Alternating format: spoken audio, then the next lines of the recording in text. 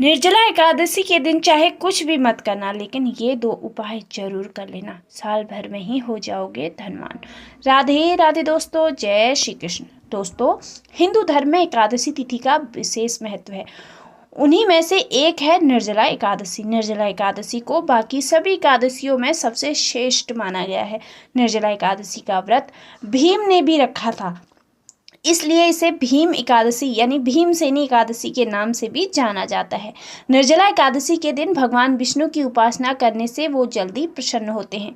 निर्जला एकादशी के दिन कुछ आसान उपाय करने से भगवान विष्णु के साथ साथ माता लक्ष्मी की कृपा भी प्राप्त होती है।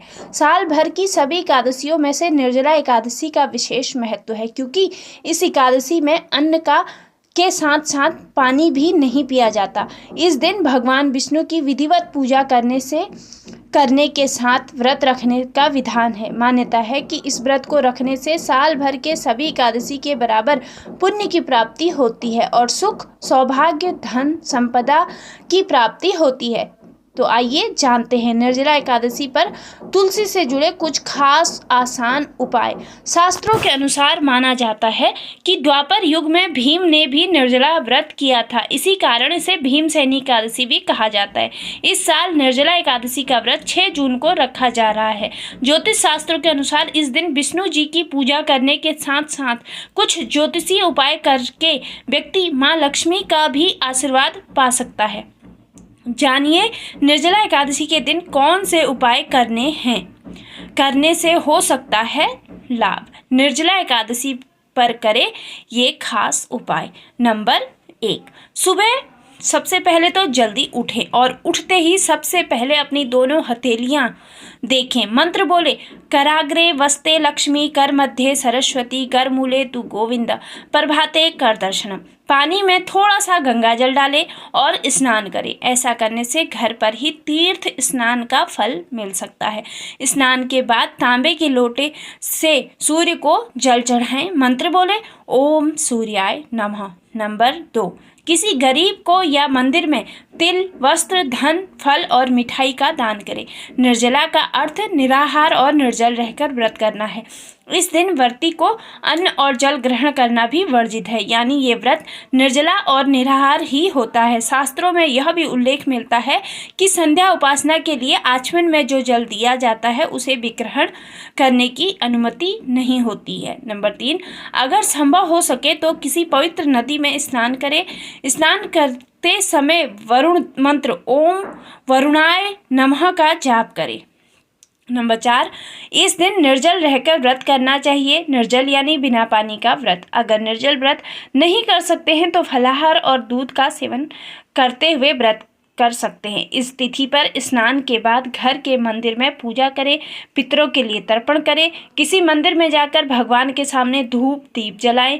प्रसाद में हार, फूल, केसर आदि भगवान को जरूर अर्पित करें। नंबर 5, निर्जला एकादशी व्रत पौराणिक युगीन ऋषि मुनियों द्वारा पंच तत्व के एक प्रमुख तत्व जल की महत्ता को निर्धारित करता है।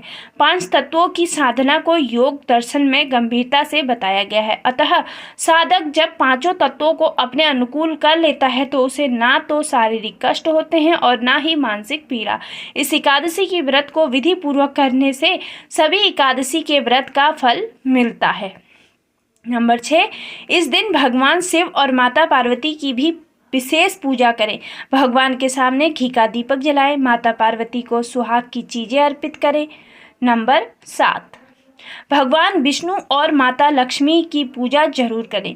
पूजा में भगवान विष्णु की किसी भी कथा का पाठ करें, जैसे रामायण, सत्यनारायण की कथा, विष्णु पुराण या आदि। नंबर 8, किसी नज़दीकी शिव मंदिर जाएं और भगवान को नारियल, बिल्व फल, सीताफल, सुपारी, मौसमी फल आदि चीज़ें जरूर अर्पित करें।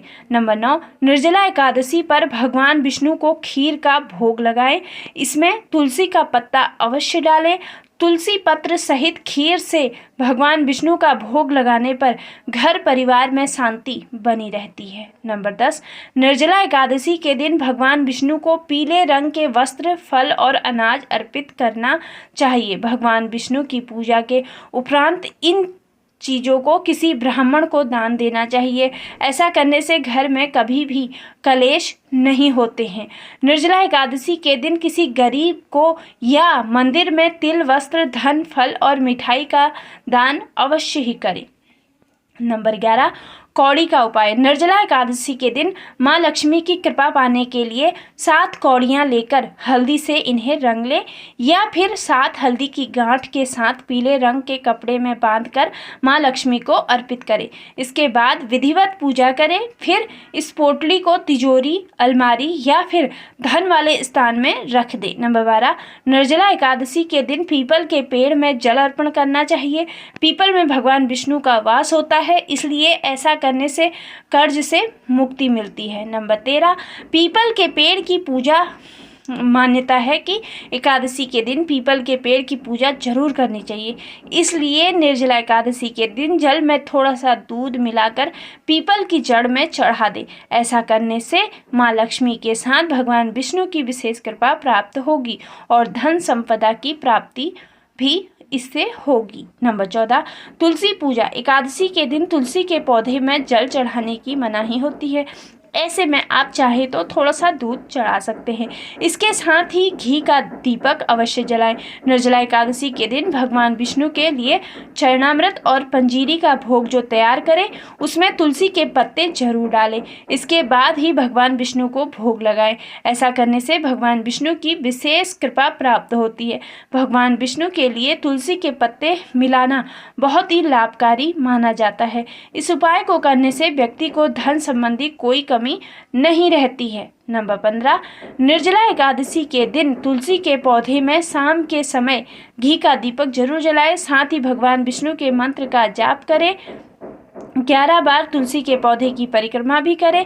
इस उपाय से घर में यदि कलेश रहता है तो वो समाप्त हो जाता है और सुख, शांति और खुशहाली बनी रहती है। निर्जला एकादशी के दिन माँ तुलसी की पूजा करने से पापों से मुक्ति मिलती है। अगर किसी के काम नहीं बन रहे हैं तो इस दिन तुलसी के सामने दीपक जलाकर तुलसी माता की आरती करें। हालांकि इस बात का विशेष ख्याल रखें कि एकादशी के दिन तुलसी के पौधे को जल अर्पित नहीं करना चाहिए। नंबर 16, अगर किसी की लव लाइफ में समस्या रहती है तो तुलसी माता को लाल चुनरी चढ़ाएं। लाल चुनरी को सौभाग्य का प्रतीक माना गया है। लाल चुनरी तुलसी को चढ़ाने से माँ लक्ष्मी और भगवान विष्णु की कृपा प्राप्त होती है। निर्जला एकादशी के दिन सुबह जल्दी उठकर स्नान आदि के बाद भगवान विष्णु के मंत्र ओम नमो भगवते वासुदेवाय मंत्र का जाप करें। इस मंत्र का जाप करते हुए माता तुलसी की आराधना करें और तुलसी को भोग अर्पित करें। साथ ही भगवान विष्णु के इस उपाय को करने से जीवन में खुशहाली बनी रहेगी। नंबर 17, करें विष्णु जी का अभिषेक। निर्जला एकादशी के दिन माँ लक्ष्मी के साथ विष्णु जी का अभिषेक करना लाभकारी सिद्ध हो सकता है। नंबर 18, करें इस मंत्र का जाप। निर्जला एकादशी के दिन ओम नमो भगवते वासुदेवाय के मंत्र का विधिवत जाप करें। इस मंत्र का जाप करने से माँ लक्ष्मी की विशेष कृपा प्राप्त हो जाती है। ज्येष्ठ मास के शुक्ल पक्ष की एकादशी को निर्जला एकादशी के अलावा भीमसेनी एकादशी भी कहते हैं। भीमसेनी एकादशी और कुछ अंचलों में पांडव एकादशी पढ़ा। कुछ ग्रंथों में माघ शुक्ल एकादशी व कार्तिक शुक्ल एकादशी को भी भीमसेनी एकादशी का नाम दिया गया है, परंतु ज्यादातर विद्वान निर्जला एकादशी को ही भीमसेनी एकादशी के रूप में स्वीकार करते हैं। नंबर 19, शास्त्रों में उल्लेखों के अनुसार मान्यता है कि पांडव पुत्र भीम के लिए कोई भी व्रत करना कठिन था, क्योंकि उनके उदराग्नि कुछ ज्यादा प्रज्वलित थी और भूखे रहना उनके लिए संभव न था। मन से वो भी एकादशी व्रत करना चाहते थे।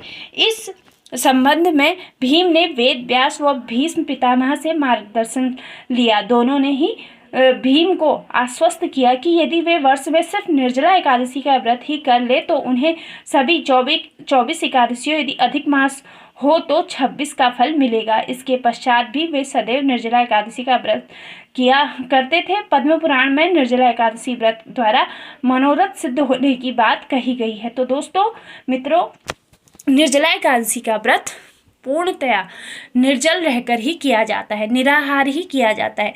अगर आपको कोई भी प्रॉब्लम है, कोई भी स्वास्थ्य संबंधी प्रॉब्लम है तो अपने डॉक्टर से सलाह जरूर लें, उसके बाद ही निर्जला एकादशी का व्रत लें। और इसके साथ ही अगर आप रहना भी चाहते हैं तो फलाहार और दूध जरूर ले लें, क्योंकि आपके अपने स्वास्थ्य का ध्यान भी रखना बहुत ज़रूरी होता है। तो तब तक के लिए दोस्तों, राधे राधे, जय श्री कृष्ण।